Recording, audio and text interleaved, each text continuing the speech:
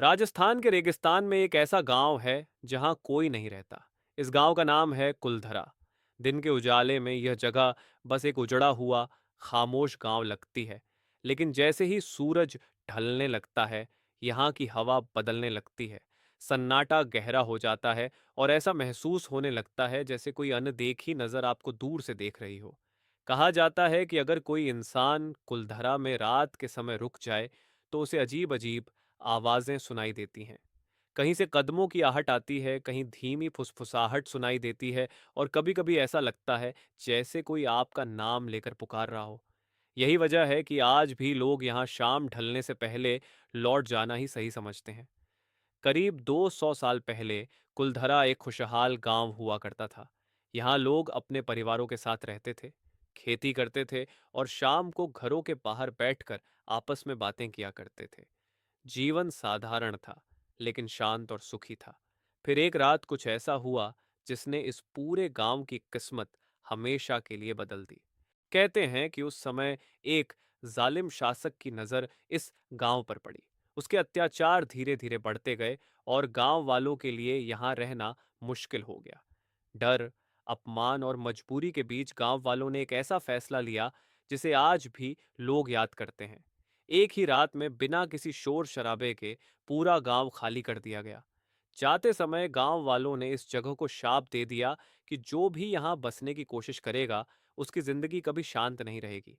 समय बीतता गया और कुलधरा इतिहास का हिस्सा बन गया। लेकिन कुछ साल पहले राहुल नाम का एक पर्यटक इस गांव को देखने आया। उसे इन कहानियों पर ज्यादा विश्वास नहीं था। शाम ढल चुकी थी और रेगिस्तान की हवा ठंडी होने लगी थी।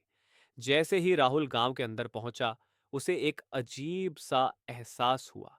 चारों तरफ सन्नाटा था, न इंसानों की आवाज, न पक्षियों की चहचहाहट। अचानक ठंडी हवा का एक तेज झोंका आया और पुराने घरों के दरवाजों से फुसफुसाने जैसी आवाजें आने लगीं। राहुल एक पुरानी हवेली के सामने रुका। तभी उसकी नजर हवेली की खिड़की पर पड़ी। वहां एक सफेद सा साया हल्के हल्के हिलता हुआ दिखाई दिया। उसका दिल तेजी से धड़कने लगा। उसने खुद को समझाया कि शायद यह आंखों का धोखा है। लेकिन तभी दीवारों पर अजीब परछाइयां चलने लगीं और हवा में हल्की सी हंसी गूंजने लगी। राहुल वहां से निकलना चाहता था, लेकिन जितना वह आगे बढ़ता, हर रास्ता उसे उसी जगह वापस ले आता।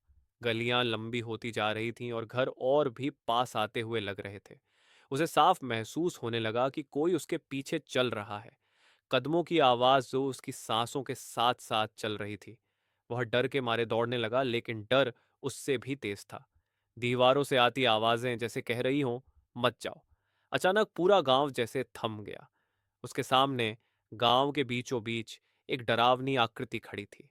उसकी आंखें अजीब तरह से चमक रही थीं और उसकी निगाहें ठंडी और खाली थीं। उसी पल राहुल समझ गया कि कुलधरा सिर्फ एक उजड़ा हुआ गांव नहीं है। ये उन आत्माओं का घर है जो कभी यहां से जा नहीं पाए। राहुल ने आंखें बंद की और पूरी ताकत से गांव की सीमा की ओर दौड़ पड़ा।